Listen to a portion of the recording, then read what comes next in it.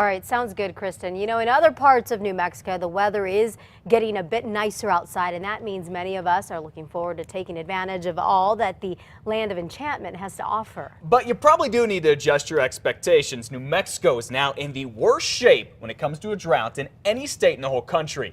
Take a look. This graphic underscores its severity better than anything that we can say. This is an aerial footprint of Elephant Butte Lake, and it's how it's dried up in the last decade.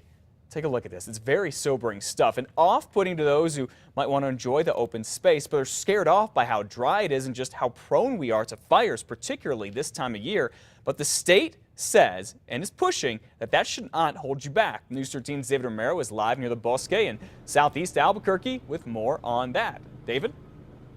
Well, Matt, all those things you mentioned, the drought and fire danger, will be the focus of a news conference to be held here later this morning. And those same state officials are still convincing people to get out there and enjoy the outdoors this summer in spite of those conditions. Now, the exact details of what will be discussed hasn't been disclosed just yet, but officials with the state engineering office told me yesterday they are still telling people to continue with normal activities, but be more precautious.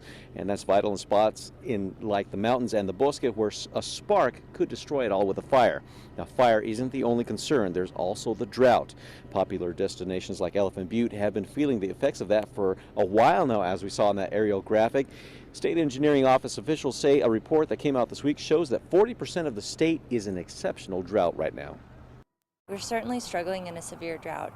However, our state parks are open. There's a lot of opportunities for biking, birding, hiking, fishing. There's a lot going on. So we'd like New Mexicans to enjoy the parks and be outside and appreciate the sunshine.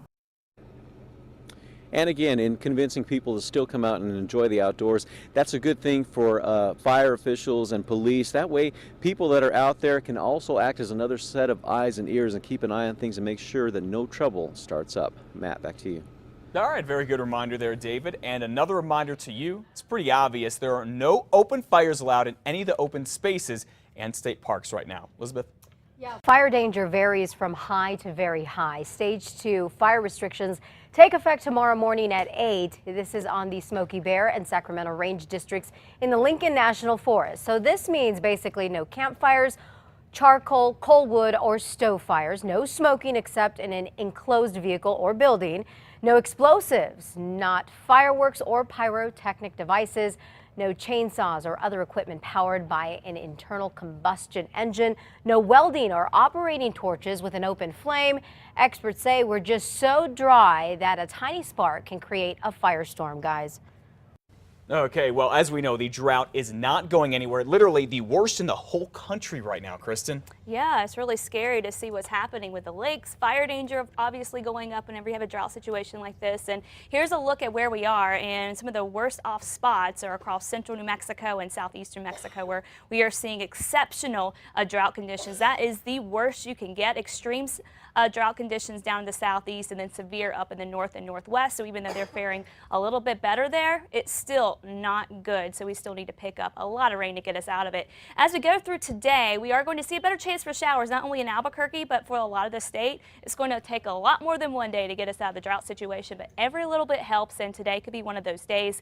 We'll see partly to even mostly cloudy skies with scattered showers, a few thunderstorms developing as we head through the afternoon. Right now we're tracking a very strong to even severe storm down the southeast. I'll have more details on that coming up in a bit.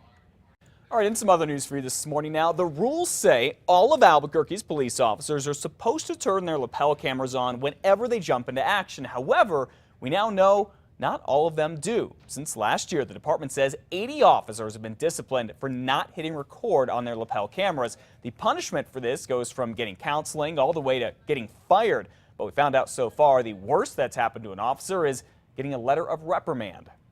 Some just failed to turn it on. Others had told us that it was a malfunction in the camera. Camera's battery was dead. The memory was too full. The department is now testing new lapel cameras and says they should eliminate a lot of those excuses. Batteries last longer, there's more memory, and they even record whatever happens 30 seconds before an officer hits record. Well, Governor Susana Martinez's office is now deciding what to do with 2 rape and murder cases from all the way back in the 1980s. Susan Laporte and Maria Padilla were both raped and killed in 1985, one in Albuquerque, the other in Santa Fe. Investigators say DNA proves the same person killed both women. they've narrowed the list of potential suspects down to 7 inmates who have already been convicted of rape or murder, but none have DNA on file. And Santa Fe police are asking advice from the governor about what to do next. A homeless family that's been living on Albuquerque streets for 6 years is finally waking up in their own home this morning. And it is all thanks to Albuquerque Heading Home program. It helped move the family into an apartment near Eubank and Comanche yesterday. The 200th time Albuquerque Heading Home has been able to get a homeless family off the streets. Knowing that we've housed 200 plus their family members, which makes it well over 200, that means to me that we can do it for the next 200.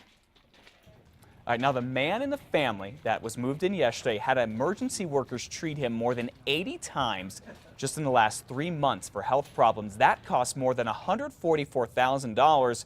That's enough to pay rent for 22 years. Look at them. They have furniture, they have beds, a couch. Again, something this family has not had for 6 whole years. Police and firefighters helping out there to make a house feel like a home for them. That's what I'm talking about.